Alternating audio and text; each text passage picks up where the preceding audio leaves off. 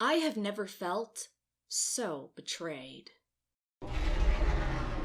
If you've followed me for a while on this channel, one, I'm sorry, but two, you know that before this season began, I was talking non-stop about how I wanted to see a Wight Hodor in season 8.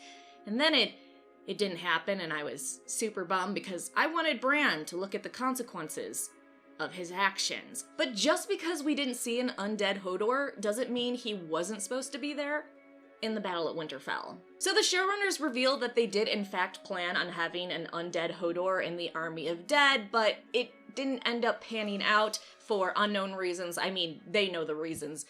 We don't, because Hodor's actor was also completely on board with a Wight Hodor cameo, but whatever happened, it led to him not being at the battle at Winterfell. I'm gonna guess scheduling issues, but who knows? Although I think it would have been a very hard-hitting, emotional scene to see Bran seeing his friend now under the control of his enemy, the Night King, because that's something I could see the Night King doing. Come on, he's so egotistical and smug and sadistic. He would definitely bring Wight Hodor to the Godswood to confront Bran and be like, oh hey, look at your friend, he's now on my side, woo. That's exactly how the Night King sounds. Woo, he's a woo girl apparently. But I understand why they didn't, because according to Bran's actor Isaac, who did an interview and talked about what's going on inside Bran's head, which by the way, I did a video on that, so hopefully I have a little title card popping up. But after learning what's going on in Bran's head, I can understand why they didn't do it. Bran doesn't actually care that Hodor gave his life for him. He's the three-eyed raven now and understands people dying for him is just what has to happen. Also, if you're wondering, Bran also doesn't care about Theon sacrificing himself, and when he said, Theon, you're a good man, it wasn't him forgiving him or complimenting him, it was simply him trying to push Theon to stay and fight the Night King so that Arya had more time to rescue his ass. So, if you kind of don't dislike Bran this season, here's a little bit more fuel for that fire. Anyways, so while I think it would be emotional for us to see an undead Hodor, it wouldn't affect Bran according to his actors' interviews.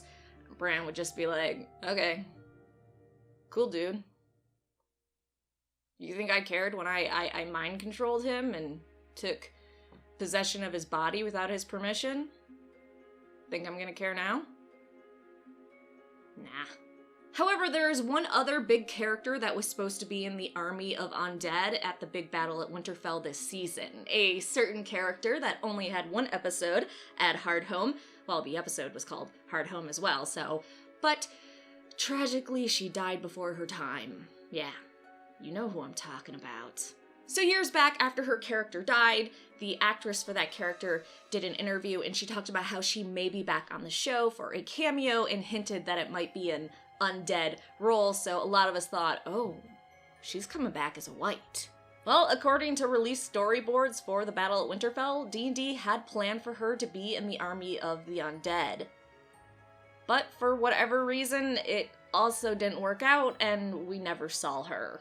So if you're not feeling gypped at this point, I want to share one final thing with you. They were also going to have members of the Night's Watch and wildlings that Jon and other characters knew in the army of undead, but they didn't go with that either. So, again, I've never felt so betrayed.